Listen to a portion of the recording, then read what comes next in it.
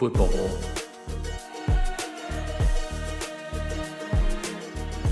Football. Football. Welcome to the Football Ball Podcast. I'm Zack, aka Mr. Stateside, known by no one by that name. But anyways, we're here. We're going to do some recaps coming up here, as well as our tiers we've already promised. We've got some Man City rising stories, some Liverpool surviving stories. What a game there, especially with all the emotions. And then we got some surprises as well with Sunderland, Tottenham, Forest. Maybe not so much Forest, but anyways, some lower level teams actually performing really, really well at the beginning of the season. Also, more importantly, got a guest here as well. Arden. He's going to be helping me catch up with the Manchester United Arsenal game. And before we get into that, just really quickly, you already talked about Sunderland. What is that? The Temple of Light? Stadium of Light? Stadium of Light? It was something else to see that. Seeing one of those teams with one of those fan bases come back into the league, it's something you really dream of seeing. I mean, it's similar to how Leeds was a few years back when they got back into the league. But, I made sure to tune into the Sunderland game as the players walked out just to hear the noises and the goosebumps that popped up on my arms, man. I mean, it was something else. The crowd was wild, and when they scored that first goal, I genuinely think if I had my surround sound on, I would have went down. It was something else. It is. It's a completely different environment, and, great to see them back up. Like you said, just like Leeds coming back up. I mean, that is why, as an American, you love the passion, and that's a huge reason why we watch this sport. I know Newcastle isn't happy, but, as a United fan, we're happy to see Leeds come back up, but it's fun to see your rivals and, even get to beat their asses a few times here and there, too. Absolutely. Never had a Sunderland beer, but Newcastle beer, it's okay. Kind of shit, though. But, yeah, before we get into my recap of kind of the weekend as it is, going through the tiers, like I said, we brought Arden in, not only give the perspective of someone that is, hey, not an American, but also a Manchester United fan through and through. So, Manchester United 0, Arsenal 1, sloppy game, close game, what an opener in Old Trafford. You could feel the emotion, you could feel the excitement. We had some great new signings. What did you think about the game? I mean, to start the goal, it was a little bit rough. I definitely thought that was the second time VAR didn't interfere this weekend where it really could have made a difference. I mean, that's the third time Bayern Deers let in a goal pretty much straight off of a corner where no one's touched it Olympico style. But in this situation, also Saliba really did. He pushed it into him. He really gave his full body weight. And the concept has always been when the ball's in the air, you're not meant to be able to touch the goalie, especially to be able to go and get to the ball. So that was a bit of a tough situation. But from that point on, I actually feel like United played amazing. It was a little bit slow at times. It took a little bit for Cunha to get into the game. When Abuelo got on the ball, it was a little slow for everyone to get up with him. But like you said, starting with Mount up front, it wasn't necessarily like they had someone to hit the ball up to. So there was a lot of waiting in that period. But definitely things picked up, and Cunha had a few of those runs through the middle. Bruno was hitting some balls through to Abuelo. And I really do think in the second half it picked up when you had Ahmad come on and really made a difference. But for Arsenal, in the same sense, it kind of reminded me of United strikers over the years with Gyökeres. I mean, he was on a graveyard shift. Hate to hear that. I didn't see him touch the ball for, I feel like, 30 minutes. It was, when you hear that from center back or center defensive midfielder having a good game, when they're invisible, but when your striker's invisible, it's a bit of a graveyard shift, so you can't put it on him. If he's not getting balls into the box, and I don't think Zack had a very good game. Martinelli really did struggle. I do think that Arsenal should continue to look at maybe a Rodrigo option or a pure left wing. Because someone will be able to get the balls into Gyökeres, I think will make a massive, massive difference. But other than that, I mean, I do feel like Raya had an unbelievable game. Man of the match. United had a lot of chances. We put some on target. There was a few chances I feel like should have been put in the back of the net. Definitely got a little overexcited at times. But other than that, it was a great game to start the year. I mean, going up against Arsenal's first game, there was no winning it. If we won, players, fan base probably would have gone a little overboard with the new signings. And if we're getting second place. With the loss, there's going to be a lot of talk about, United play terrible, they can't score still, they're going to do this. But Arsenal, they had a great defensive game. After you guys scored, They backed up, they got into the box, they defended well. They played us on the counter. We set up defensively to start the game, so for the first half, we were basically out of it at that point. In the second half, we really gave a good run at it, just right out of the game. Yeah, and I think that it was interesting setup from the side as well, because it was a lot of hinging, right? We can see the goalie for Manchester United passing directly to the center back, going out to the wings. There was a lot of opportunities on the wings as well. It felt like you guys gave us the wings because they knew we had no one in the middle to hit the ball to. So it's almost like Arsenal allowed us to play the ball in our third in the middle, and then once we got to in the middle of the pitch into your final third, we couldn't put the ball in the middle. And if we did, there was no one to really receive the ball. It just got really sloppy too, because y'all had 22 shots, right? Manchester United, expected goals about 1.6, 22 shots, 7 on target. There was a lot of times where Arsenal got very lucky that there was just Big Gabby in the way, right? There was a defender in the way to block it, because there was a lot of, like, even just watching it, you and I watched it together, it was like, where's the ball? Who's kicking it? Where's it going when it was in the box? A few times I thought he put it back, but I will say there's, I think, 2 or 3 Gabriel blocks that you didn't know was him until the replay in slow motion, and once you saw it, wow, okay, the big difference. And similar with Saka at the end of the game, he had that shot that probably would have went right in the back of the net. That looked good. Blocked last second by, I believe it was the lid. Yeah. It was. I think it was. So, because we saw a lot of mishits too, so we weren't really sure if it was a mishit or if it was a block. The chance at the end, you guys could have been a 2-0 up, but I definitely thought there was at least 2 or 3 chances. We should have been back in that. And Arsenal definitely got comfortable. We've seen that a lot last year, where they play this very thin margin game. They're up 1-0. They want to go for the win. It becomes 1-1. I know we haven't talked about this yet. We've had our own predictions for this game. Yeah. I'll just go ahead and jump in and spoil it. My prediction was I don't have it in my pocket actually. But it was a 2-2. I honestly thought it was going to be a situation where Arsenal had the lead in the last moment, defensive collapse, lapse of judgment, 2-2. So it wasn't too far off of that. I feel like looking at the XG, like I said, 1.5, 1.6 for Man U. It was about 1 for Arsenal, just 9 shots, 3 on goal. I mean, there was a long period of time where Arsenal had no interest playing offense, and so it could have easily been a tie. But so my prediction was wrong. Fortunately, unfortunately, that's up for Arsenal fans. But what was your prediction? Unfortunately, I was a little. Did you go for it? I went for it, and I went for it before I knew that we started off defensively with Mount up front and Dow on the right. I should have checked the lineups, but I did go United 3, Arsenal 1. Okay. I was very confident that at least if we started in Wenmo and Cunha, that we'd have a chance, and if we had Ahmad, given them opportunities with over and underlap on the right, I really thought we were going to be able to score some goals. And I did think, Gyökeres would actually score. That was that would be the one. I did think he was a good signing. Sure. And that's why I said I feel like he was in a graveyard chip. Not one person trying to get him the ball. Yeah, no, and let's jump into that, because new signings. I mean, Wembo. Honestly, he would have been the man of the match easily if any goal would have been scored. Right, Bruno was in there. There was some great plays. As far as I hate to blame a Manchester United goalie, like you said, you called it out. There was some interference there for sure, but across the line, I think that Manchester United may have had a little bit more quality there, and Wembo was really the guy that led that. Yeah, he played phenomenally. And seeing a player as strong as he is with the left foot, it excites me knowing that both him and Ahmad are on the same side, both left-footed players, because either of them can cut in and shoot, but both of them are fully capable of continuing down the wing and doing pass back, and we saw that from Wemmo. In the first half, he had a few cutbacks that really did cut across the box, and everyone kind of got on their feet when we were watching, and there was mostly Arsenal fans there, and you could feel the nerves when he was running with the ball. So I could sense that everyone could tell he's a good player, he's a threat. I don't think today was his best game. I mean, probably give him a 6.5, maybe 7 out of 10 performance at best.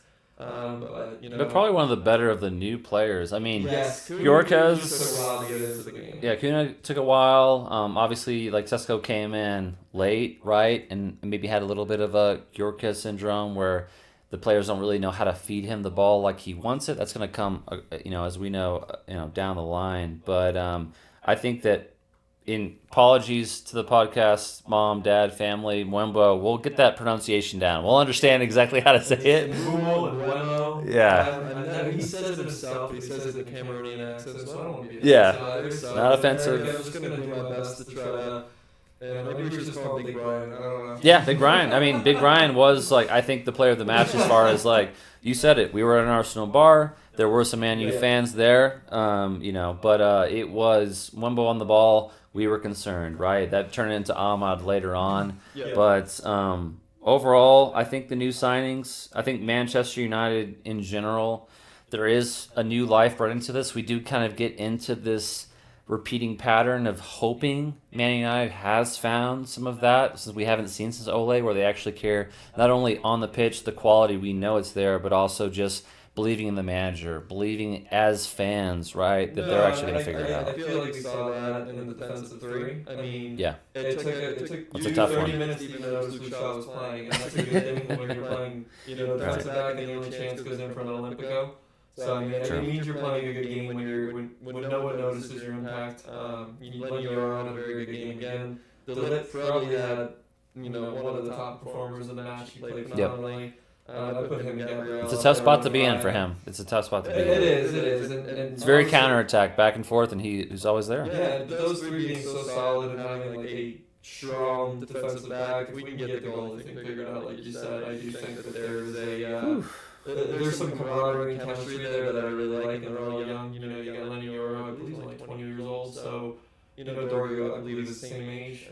There's some youth in that system. They have Outland playing in that right wing back. That's 3 players under the age of 21. It's an exciting system, and I think Emery can take them there, and hopefully the chemistry continues. Yeah, 100%. And not to get too sidetracked here, and I hate to expose my football ignorance. I know it's a Dutch keeper that really was the later part of Manchester United's Premier League.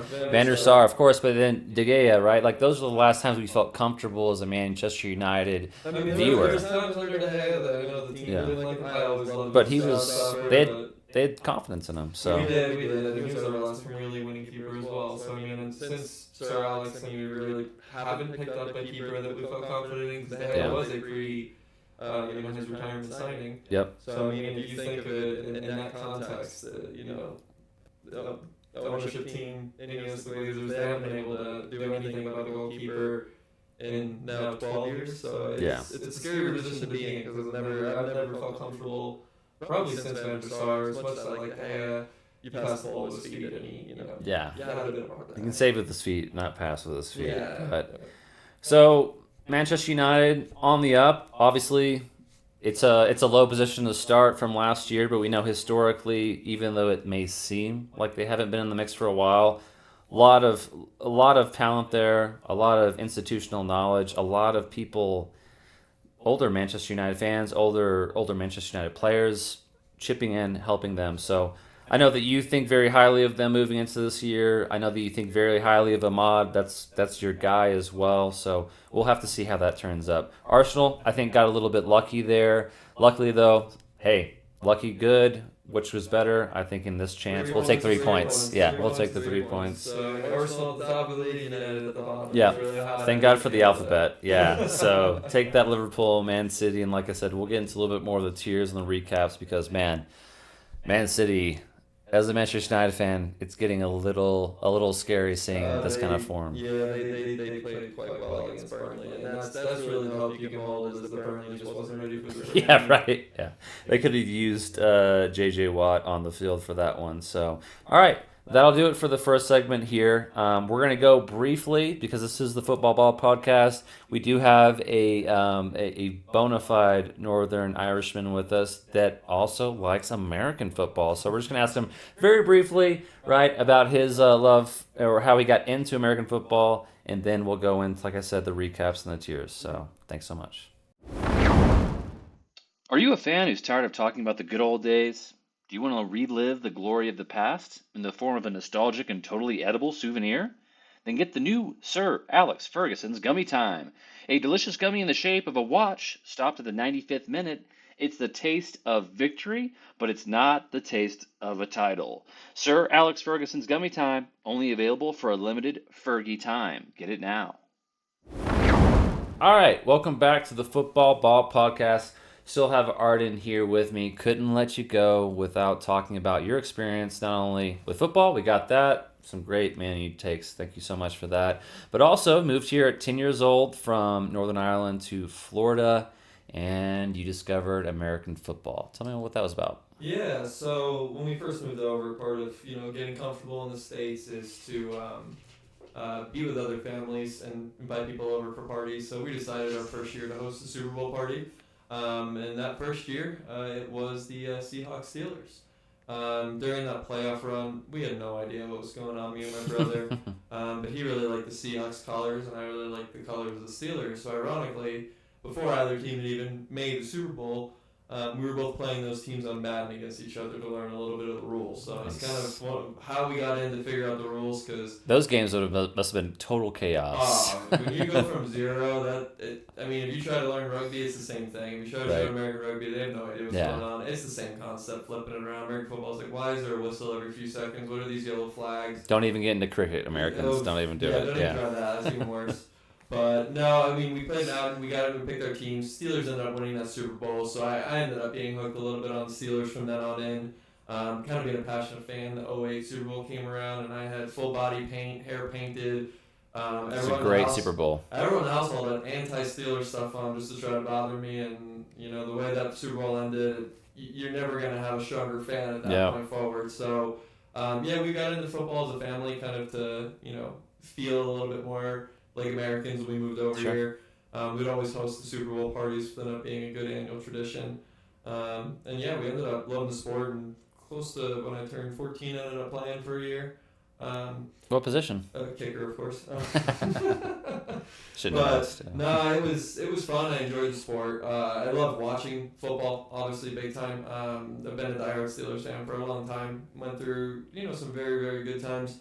Not very many bad times, I'd say. Mike Tomlin's been... Very even times. Mike Tomlin's been around since the second year I've known them, so it's there's never been down, which means we never get a good draft pick, because I always thought of it. That's a very savvy way to honestly look at sports in America, because in Europe, it's weird. It's a very capitalistic game, right? You have the money, you can spend the money, no one's checking that. Whereas America, it's very socialistic, right? Like, hey, if you're last, you get the first pick, right? There is a salary cap for a lot of modern sports outside of baseball. Who watches that? But I digress. So, good insights there. And you're going to Acrisure? What do they call it these days? My first time at Acrisure Stadium. I was hoping to make it to Heinz before they switched it over. It was always kind of... You better catch up. Well, I'm British. I love my Heinz baked beans. So I always wanted to go to Heinz. But, brown sauce.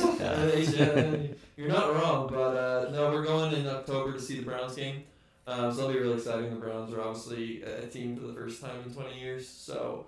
it's actually good to see a rival team that we don't just have to laugh at the whole time. Yeah. Hopefully it'll actually be an exciting game to watch. Absolutely. Yeah. Shadur Sanders may make an appearance. So hopefully not. Hopefully not. Yeah. Hopefully it's just Joe Flacco and. Joe Flacco's beat us up over the years. The last couple of times he's not done too hot. He's really good. Honestly, I hate to say this as a Chiefs fan, but the Browns have made the playoffs. More recently than the Bengals have. Yeah, so I hate the Bengals. Well. Yeah, and the AFC Championship lost to the Chiefs honestly, it was tough. It was a tough fashion for Browns fans. So they've been through it. We don't need to go through any of the Browns history. We're good. But before I get you out of here, right? Because you've been so nice to give me your time with the Man U, and now I've got you for the Steelers. And hey, let's go past the pyramids of Giza, and if microdosing, I guess I don't really want to say the exact word, but hey, if microdosing isn't the way for you as far as your quarterback may go, what's successful for you for Aaron Rodgers, but in general, Mike Tomlin, right? Yeah. I had to bail out of that one, so apologies, friends and fans, but we know that we're expecting at least 500. We're expecting, as far as I'm talking about the Steelers here, we're expecting a tick up from that. as far as making the playoffs. We know Aaron Rodgers is one of the greatest quarterbacks in the history of the NFL, without a doubt, right? Regardless of his. He made me cry one year. Sure, exactly. Yeah, Yeah. he sure did, right? That was the Super Bowl in Dallas. I believe that was 2010, 2011. 2010, Yeah, 2011, yep. That So was a tough year that was a for tough us. one. It also snowed in Dallas, and that was something else. But anyways, so what are your feelings, right? Just emotional. We've heard your Manchester United feelings. What are your feelings about the Steelers moving on this year? It's pretty exciting. I think with some of the moves in the offseason, with Fitzpatrick moving on, bringing in Jalen Ramsey, DK Metcalf. I TJ mean, Metcalf, who I jeez. love that tank of a man. He reminds Yeah. me of a modern day Megatron, just not as tall. Sure. You got obviously JJ Watt still in the back, or TJ Watt. TJ. Yeah. Dyslexic over here. It's TJ okay. Watt's still in the back. Alex Hightower, I think, is going to have a Defensive Player of the Year type season at linebacker. So I'm pretty excited for the defensive side of the ball. And with Aaron Rodgers, I mean, I didn't really like him in New York. I didn't think he did anything that was worth signing him for. But compared to Russell Wilson, I think I'd take the upgrade to Aaron Rodgers. Will he make us do more than 500? They're putting some tools around him. Yeah. They're kind of going all in, so I think they have to. I think if it's not at least an 11-win season, 10-win season where we're clearing at least a wild card. I think Tomlin's going to be in some trouble finally, which I hate saying. He's 20 years of me being a fan. He's been around the whole time. So it'd be a tough breakup. But I actually see them getting a 10-11-win season. Now, a run in the playoffs, I think, is a bit of a different question. I think Aaron Rodgers could take them through. But I do think that the Steelers in the last 10 years have had a bit of a bad showing in the playoffs ever since Tebow took us to town, 15 years ago? Yeah. And ever since then, I just think we have a bit of a playoff bug and never really seem to perform at the end of the year. Yeah, I think that you have to be a division winner, right? You do not want to play the Chiefs or the Bills right off the bat. Or even the Ravens.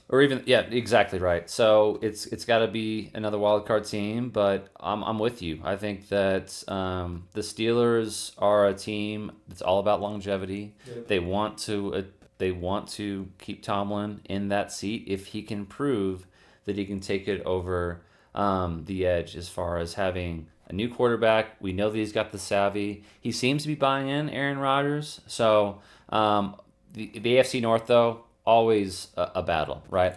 Yeah, always a battle. It's probably, if not the second most tough division in all of football in my entire life. So, you can compare it maybe with the NFC East and go towards, competitiveness. But, it's a tough division to be in. You usually get your free wins from the Browns, and, that has been the case. And you try to say or the Bengals, historically. Cincinnati, but there's no more Carson Palmer there, and you got a pretty good quarterback there, Joe Burrow. So. Absolutely, yeah, and it's tough weather. It's always fun watching those games in the later of the year. You get those snow games. That's something as an American we always love the hard conditions. Unlike regular football, where we'd probably, unless you're maybe a Stoke Everton fan, want to see actually some nice clean greens. No, I think we like the grass because if the ball slips and slides, it's not too fun in our football. But with American football, it makes for a great run game when you get some of the windy, rainy, snowy, cold games in mid-January, late January.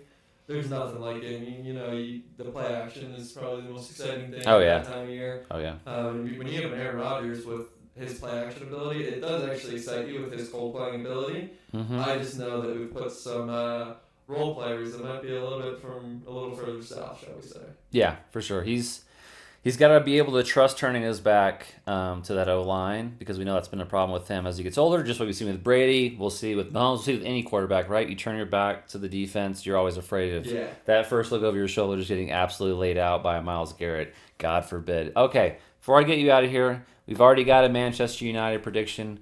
We think it's going top 4. We won't go into a bet that you made with an Australian Arsenal fan about how many goals Mumbo is going to score. I said Ahmed. Okay.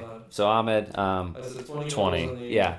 20 for $20. Decent bet, right? Even money. I feel like it's a good bet. I gave him even money on it. Probably shouldn't have did that, but I gave it to him so I was confident. Yeah, I know my cousin's watching and listening. He's a big Ahmed fan, right? We all are. It was so much of a bummer when he got injured last year, but I digress. So we won't go big picture, right, with the Steelers, because we know it's 500, even though there are 17 games now. But what are we thinking? This is going to be a heck of a game. Steelers Jets Week 1 revenge game. I think Aaron Rodgers is going to want to You piss them think? off, and I Yeah. think if he's going to have any game this season to do 300 yards, 3 touchdowns, it's going to be this one. So I actually have a prediction of kind of doing a big offensive game against the Jets, maybe holding about 15 points. Awesome. Love it. You heard it there. The Jets still suck, and that's a great way to predict football. So thanks. We'll move on to the next segment. Thank you, Arden, so much for joining. Yeah, cheers. This is his great setup as well. I don't know why there's an Olsen jersey, but I won it on Twitch. okay. So Yeah. I'm not necessarily a Greg Olsen fan. Just happened to win that on Twitch for free for answering a Miami U question. So Cool. yeah. Carolina Panthers, they're giving away their merchandise. All right, we'll catch you next time. Thanks. Are you tired of making logical bets? Are you looking for a surefire way to lose all your money? Then you need our new app, the Relegation Reckoner. We used a highly advanced algorithm to predict which underdog will pull off an upset so you can bet against it. We've been 100% wrong all season, guaranteed. The Relegation Reckoner, because in a game of inches, you'll be a mile away. All right, welcome back to the Football Ball Podcast. That was a great segment with Arden, our Manchester United stalwart. Really appreciate him jumping on right after the Man U Arsenal game. Disappointed or not, really showed some great insights, and we'll continue to have him on throughout the year. Now, let's talk about the rest of Match Week 1. It was a week of statements and struggles, but at the top, the usual suspects made their presence felt with 4 goals apiece. Talking, of course, about Liverpool and Manchester City, but let's go with the more impressive one first. Man City really laid down an early marker with a dominant 4-0 win over Wolves. They look like a well-oiled machine, and it's really hard to see anyone stopping them at this point with everybody healthy. They scored 4 fantastic goals compared to a limited 2.5 xG, so really no luck there. Absolutely banged it through. And they're probably giving all their competitors some PTSD from seasons past when they pulled it all together 4 years in a row. Holland, their Nordic nightmare, head striker up top, scored a brace in an opener, and he's got the band back together as far as a replacement for De Bruyne with Renders as a creative midfielder. Ruben Diaz is back and healthy, going to be holding down the defensive portion of that midfield and pulling the strings as Pep Guardiola, their coach, would love to see. And it seems like all the bad vibes from last year have dissipated or landed in Everton. And right across the way there, we'll go on to Liverpool. Let's not forget about the champions, who did have a tougher time but still got the job done, scoring 4 goals against 2 in their win against Bournemouth. It was a classic American sports strategy of bend but not break as far as defensively. And when you have players like Ekitike, Gapco, and Salah scoring, right, when you score 4 goals in a game, they won't be breaking without putting up a fight anytime soon. And then finally, we haven't touched on it yet, what a touching tribute, not only from Liverpool, but also Wolves when it comes to Diego Jota and Jota? Yeah, Jota, Say that right? again? I'm talking to no one but myself. Jota, and that was a powerful statement from both of those teams across the league. You saw it as well at the celebrations. Rest in peace, and hoping that Liverpool will be able to channel that energy as they move through the season, as they've got not only a title defense on the way, but also a big change dynamically throughout their squad and throughout their city. But what about the rest of the winners? We've already touched on Arsenal and the controversial goal that gave them a win. But what about Tottenham? Boo. Ew. But hey, it's a team with a new manager, Thomas Frank. They've had an impressive 3-0 win against Burnley. What does it tell you about their potential for this season? Well, we've seen 2 good performances from them. Even in their loss to PSG, they showed some bite and resilience until, honestly, the very end. And PSG is a superior team, I think, tactically and player-wise. So even taking them to penalty kicks in there, then showing up to a 3-0 win against Burnley, it looks like the vibes are high, and Tottenham might not be shit. What about Sunderland, though? Arden touched on it earlier. Stadium of Light, a fantastic atmosphere, and they gave their fans a fantastic performance. 3-0 win against West Ham. West Ham, that didn't do me any favors in my tiers. Those are coming up later. And huge, massive statement for Sunderland saying, hey, You can almost see them thinking, we're here and we're not going anywhere. Yeah, we'll see. All right.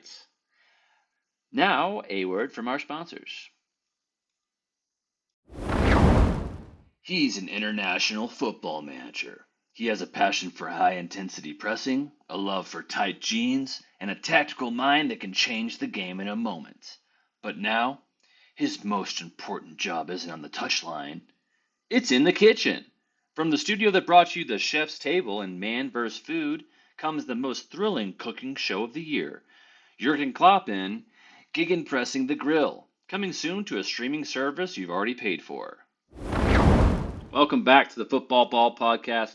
Mr. Worldwide still here, ready to shut it down. But before I go, got one segment left and been teasing it for a while. It is one of my favorites. Shout out to Nick Wright. We're going to do the Premier League tiers. So all teams going to be fitting into a tier. They're based on not only what we've seen so far, a little bit of calculus from last year. So not just about the points. They're about performance, potential, and that special it factor, or in some teams' case, that special shit factor. Let's get to it. First up, we have our proven champions and a proven runner-up tier. These are all teams that have been there before, even if it was almost 20 years ago, and they know what it takes to get on the top. They've got the talent, they've got the systems, the tactics, the coaches. So we've got Liverpool, we've got Man City, we've got Chelsea. Three teams that have won the Premier League in recent years. Three teams that have outstanding talent, that have full trophy cases. Even Chelsea, a little bit disappointing, but they may still be recovering from not only the Europa Conference League, but also the Club World Cup in America, where they took home the championship, the trophy. So we'll leave them in there for now, see how they do. And then finally, closing out this tier, it's the proven runner-up. It's Arsenal, a team that's been grinding out wins, draws, second-place finishes, and all along the way, not losing to another Big Six team for a long time. So they've got it. They're right there. Is this the year they finally pull it out, put it all together? We'll see. They've got a long way to go in their development. Sloppy win Sunday against Manchester United. So they are going to be lucky to even get second place at this point with how Manchester City and Liverpool are performing, but they are the team that still belongs in this tier. All right, next up, we've got our danger teams. These are teams that, like the first tier, have the talent, have the backing, and relatively have the coaching, but still looking to make that next step, that next leap. We've got Newcastle United, who I still believe in, even if they're going to lose Isak, one of their superstar strikers on the transfer portal. They'll bring in other strikers. I love Eddie Howe, their manager. I still think they have enough talent to get it done and to challenge and really put danger on the top tier. I'll also put Aston Villa in there due to their talent, their coaching, and their performances from last year really doing well against PSG in the Champions League and giving every single team in the top a challenge when they faces them. I'm going to leave them in here as well as Forest, right? Probably the weakest team in this tier. Forest does have the backing, maybe not the big name head coach that you would expect along the lights of Arteta, but they've got enough. They've got enough. They've got the belief. They've got the city behind them. They're still performing at a high rate. Can they keep it going throughout the whole year? I'm not sure, but they're a dangerous team and one to look out for. And then finally, hate to do this, but love to do this for Tottenham fans. Let's give them a special mention in this danger team. The bipolar team that we all fear, a Tottenham fan, a Tottenham team. They're trending in the right direction, though. Even though they have lost players like Son to transfer and Madison to injury, I still believe they deserve to be in this tier with their performance against PSG and their performances of the weekend with a 3-0 win.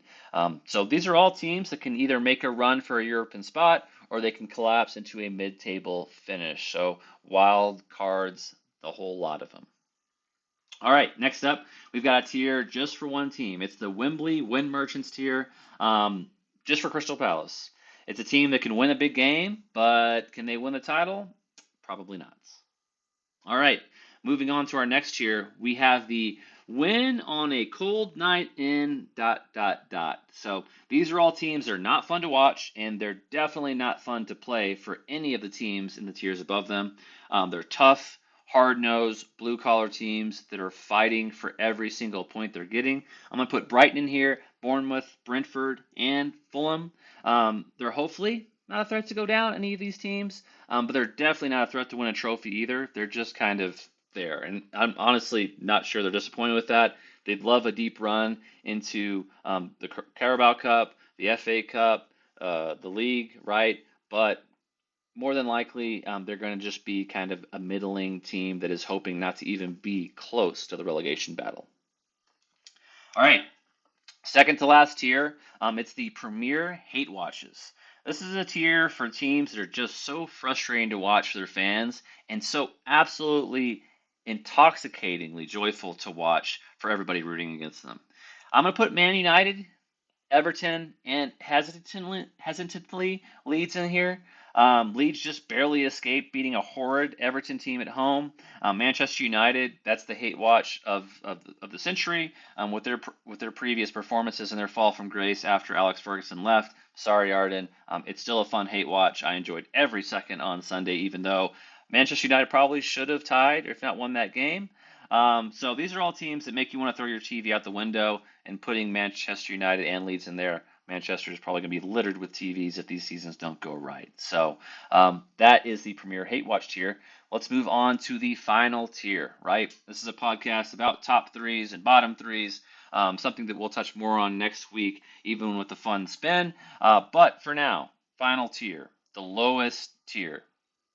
We have the Relegation Delegation. These are teams that are going to be fighting for their lives all season. And it may not be fair to put some of these teams in here, right? It is still pretty young in the season. Some of these teams are still figuring it out.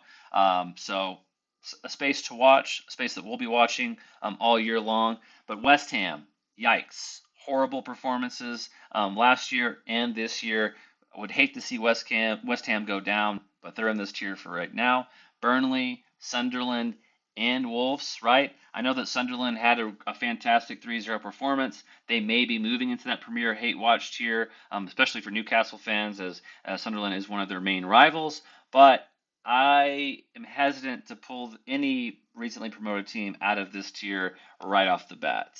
And finally, closing up this tier, it was a tough one. Wolves, the Wolverhampton Wanderers, confusing which one's their mascot, which one's their name, yada, yada, yada. But anyways, Wolverhampton Wanderers, we call them Wolves, though. They're in this tier.